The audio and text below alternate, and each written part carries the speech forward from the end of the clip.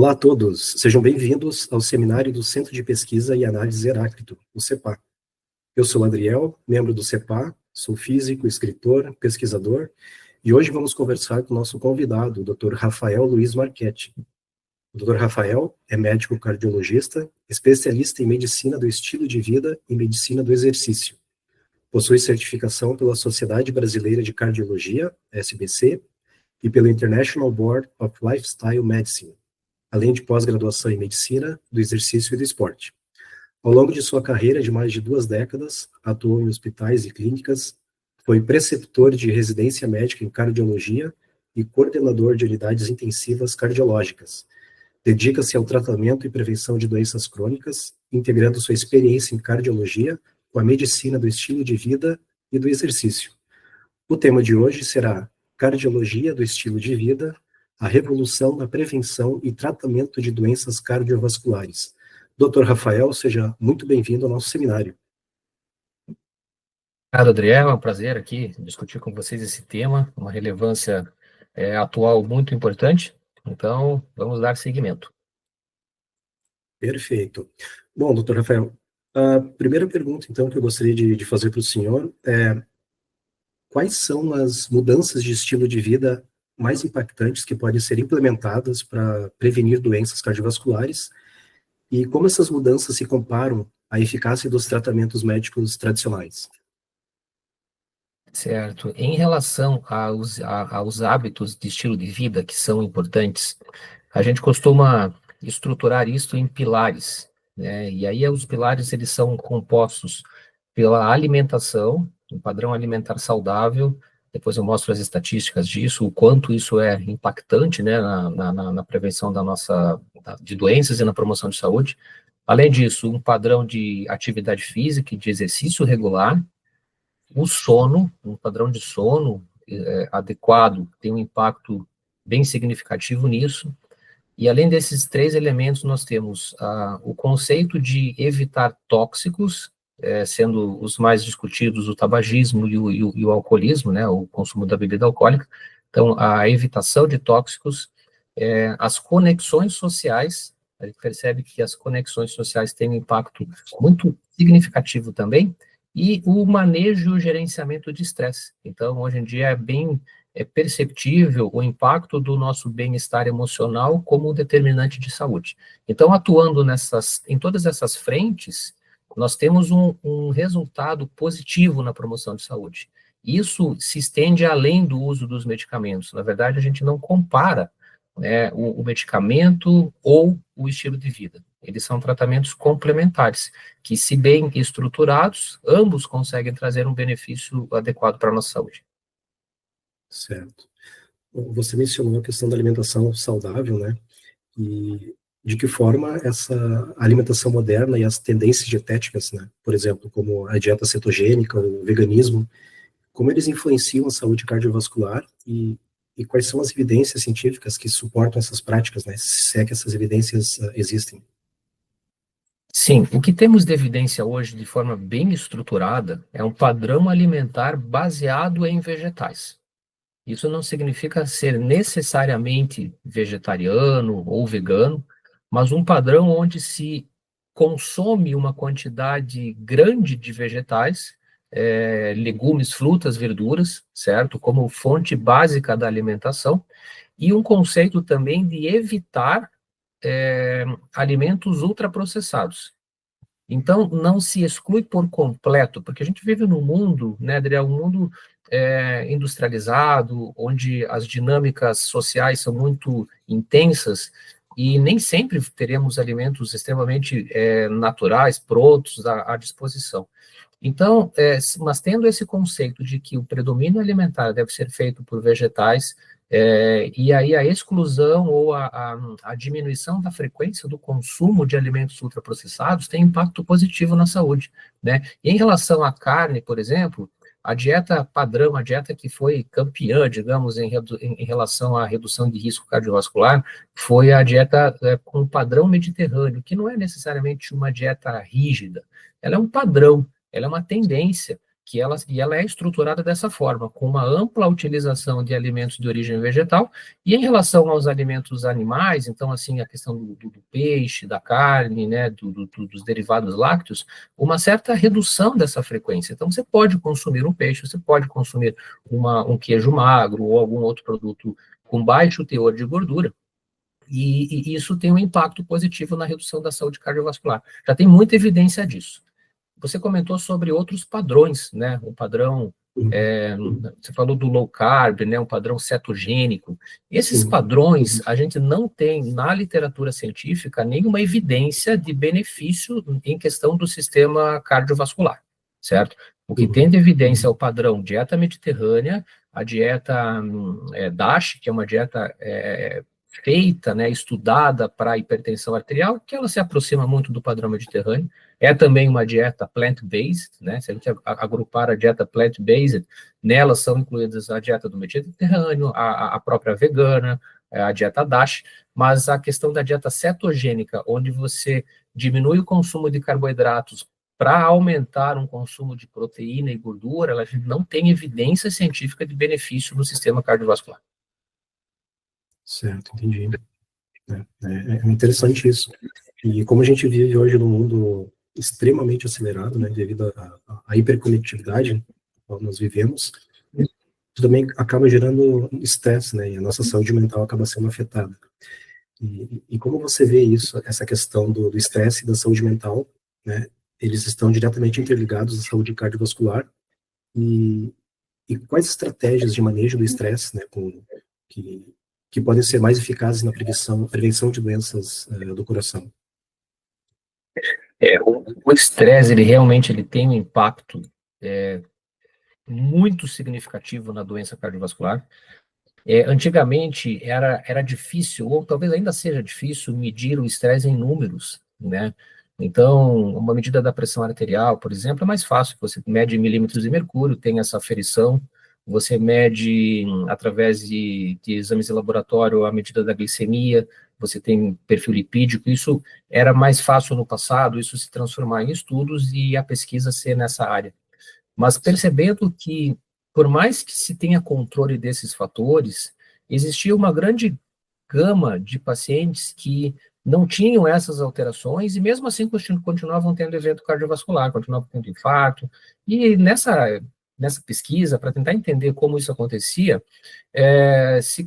começou-se a dar mais atenção à questão da saúde mental, né? Então a gente sabe hoje em dia, por exemplo, que um padrão emocional, se a gente classificar esses padrões emocionais como positivos ou negativos, então eu vou citar alguns elementos positivos, a generosidade, elementos assim que nos trazem bem-estar, né, a tranquilidade, a harmonia, esse tipo de sentimento, eles trazem um efeito positivo. Então, tem pesquisas, por exemplo, que mostraram, pesquisas observacionais, que mostraram que esse padrão de comportamento, ele reduz o risco de eventos. Então, ele reduz ali em 10%, 15%, 20% o risco de evento cardiovascular. Ao mesmo tempo que sentimentos como estresse, como a raiva, como a irritabilidade e outros sentimentos ditos como negativos, eles têm um efeito da mesma forma negativo no sistema cardiovascular, da ordem aí de até 30%, 40% de aumento de risco. Então, percebendo esses elementos, a implementação de medidas para o manejo desse estresse se faz necessário na prática médica, na prática clínica, né? Então, a gente não pode, hoje em dia, com esse conhecimento, simplesmente nos determos ao uso, por exemplo, do medicamento para hipertensão, ou simplesmente um medicamento para o colesterol ou para o diabetes, como somente medicamento. Até porque a aderência do paciente ao uso dos remédios, as estatísticas mostram que muitas vezes não passa de 30%, né, 30%, 40%.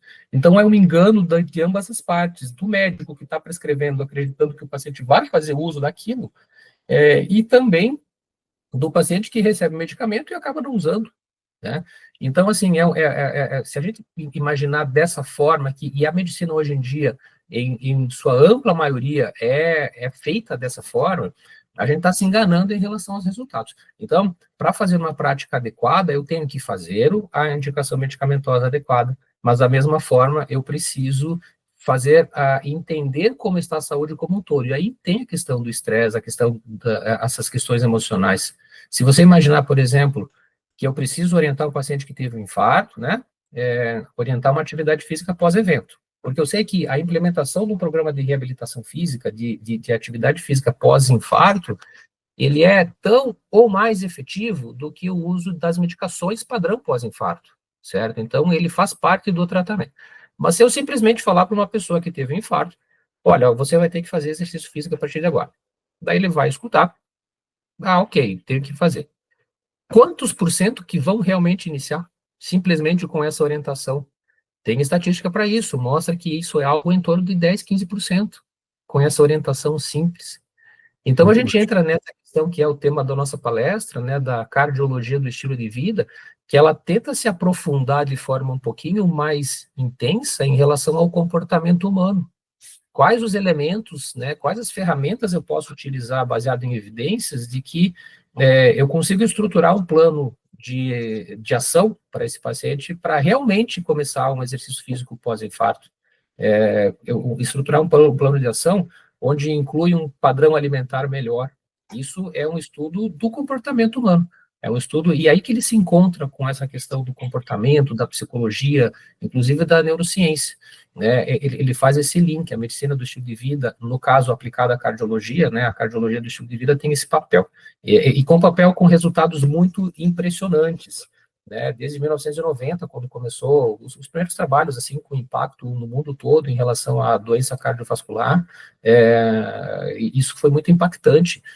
O estudo do Ornish de 1990 mostrou que um padrão alimentar plant-based, que foi esse que eu te falei, com um baixíssimo teor de gordura, ele foi capaz, junto com outras medidas comportamentais, como prática de yoga de 1 hora por dia, exercício físico incentivado, porém também não feito de forma muito extrema, conseguiu reduzir a doença aterosclerótica do coração, né, a obstrução das artérias, de forma significativa. Então, você reduziu, por exemplo, uma pessoa que tinha um entupimento, né, uma placa de gordura de 49%, conseguiu reduzir para 43%, então uma redução de 6 pontos percentuais. Isso é muito significativo na cardiologia, porque muitos médicos cardiologistas acreditam que uma vez que tem a placa de gordura, aquilo não tem o que fazer. Né? E no grupo controle, onde não foi feito nada de intervenção comportamental em relação à alimentação, houve um aumento, houve uma progressão da obstrução. Passou de 49 para 54, 58, 59. Então, a gente percebe como os elementos de hábitos de vida, principalmente a questão da alimentação e desses pilares, conseguem um resultado positivo na nossa saúde. Sim, nossa, isso é muito interessante. E eu lembro um tempo atrás, agora, mudando um pouquinho só o direcionamento da nossa conversa, há um tempo atrás, eu vi uma notícia de um senhor que ele estava usando um relógio, um smartwatch, e ele apontou para ele, olha, você está com um problema do coração, né, vá ao seu médico, alguma coisa nesse sentido. E ele viu aquela mensagem, ele não estava sentindo nada, ele acabou indo até o médico e realmente ele estava com o princípio de infarto, né. Então, nesse sentido também, como você vê o papel da tecnologia e dos aplicativos de saúde na promoção de um estilo de vida saudável e na monitorização, né, de fatores de risco para doenças cardiovasculares. E também como essas abordagens podem revolucionar o atendimento cardiológico hoje em dia. Hoje em dia, esses aparelhos, esses dispositivos, o smartwatch mesmo, na cardiologia, ele é fantástico. Eu, particularmente, uso muito na minha prática já. Então, até antes de haver diretrizes para isso, eu costumava utilizar esse gerenciamento. Então, eu vou citar uma situação que já está validada em literatura para utilização. Então, por exemplo, fibrilação atrial é uma arritmia cardíaca, uma arritmia muito comum, uma arritmia muito frequente, talvez a mais frequente que tem impacto clínico, e que ela tem um aumento da sua prevalência conforme a idade vai passando. Então, aos 50 anos, 1%, 2% da população tem, mas quando chega aos 80 anos, até 40%, 50% pode ter fibrilação atrial. E a fibrilação atrial é uma arritmia importante porque ela pode formar coágulos dentro do coração, e esses coágulos, em algum momento, podem se deslocar e com o sangue chegar no cérebro e fazer um AVC. Por isso que ela tem um impacto clínico muito significativo. O que eu tenho de validação na literatura é que o relógio, o smartwatch, ele tem um algoritmo que detecta a fibrilação atrial. Então, isso é muito legal, porque começou, a indústria, né, da tecnologia trouxe essa informação, e nós médicos ficamos acompanhando como era isso, né, se o algoritmo era validado, se ele era preciso, e hoje em dia o que temos de evidência é que uma vez que um dispositivo desses detecte FA, uma vez validado pelo médico, então assim, ele detecta FA, ele sinaliza, procure seu médico, né, como esse caso que você citou. E aí o médico vê o traçado e confirma que é uma fibrilação atrial, ele já pode tomar conduta clínica baseada naquilo. Eu não preciso basear, por exemplo, não, agora vamos fazer um eletrocardiograma ou isso ou aquilo. Claro que eu vou fazer aquilo, mas eu já posso tomar conduta baseada no smartwatch. Então, essa validação clínica já existe.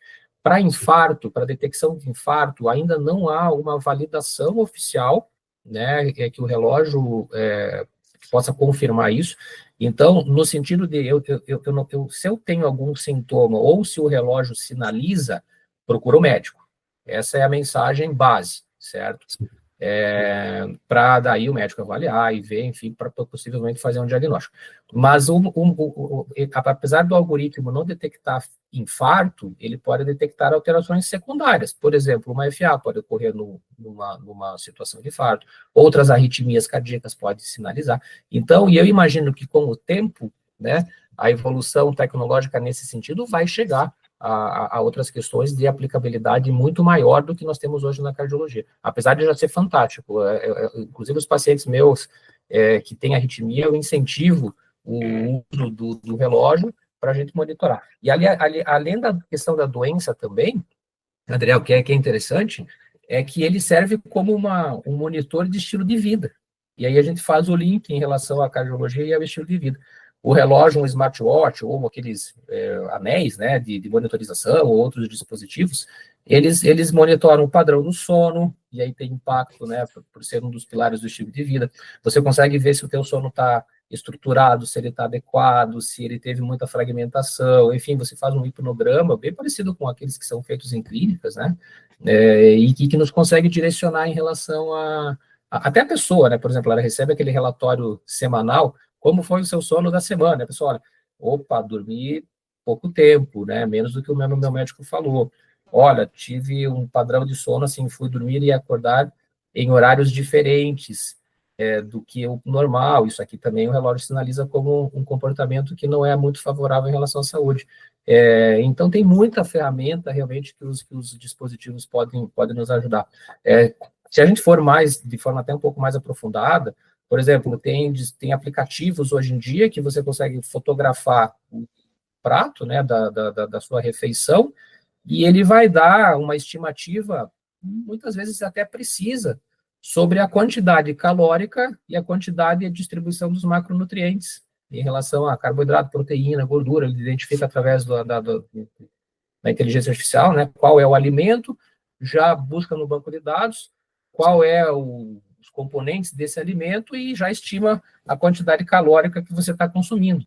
Isso alimenta o teu banco de dados da saúde, e imagina só o impacto disso, né? A gente consegue realmente prever uma utilização ampla no futuro e de forma positiva em relação aos nossos hábitos. Sim. A tecnologia veio para nos ajudar e espero que continue assim por muito tempo, né? Exatamente, bem utilizada, né? A tecnologia de forma bem utilizada, com um ajuste fino do profissional, ensinando, digamos, a pessoa, né, a fazer um uso adequado daquilo, é realmente fantástico. Eu vejo com bons olhos o futuro aí da ajuda profissional que essas tecnologias estão trazendo. Sim. Doutor Rafael, estamos chegando ao fim do nosso bate-papo aqui, estava muito legal, acho que aprendi bastante, e se fosse para resumir, assim, falando dos pilares, né, no resumo dos pilares, quais seriam os pontos-chave que as pessoas deveriam se dedicar hoje em dia para ter uma qualidade de vida melhor com relação ao seu coração? Em relação a esses pilares, a gente não tem uma forma de dizer que um é mais importante do que o outro, né, baseado na literatura atual. Porém, se a gente entender que a alimentação, a gente busca uma alimentação pelo menos 3 vezes ao dia, né, ou às vezes mais vezes ao dia, talvez, do ponto de vista pessoal, eu vejo como um pilar fundamental, pelo acúmulo de evidência científica que temos, e por fazer parte da nossa vida a cada 3 a 4 horas, né? Diferente da estruturação do exercício, que apesar de deveria ser exercícios diários, né, 1 hora por dia, mas isso poderia ser um tema de uma próxima discussão, mas a pessoa não faz isso a cada 3 a 4 horas como alimentação.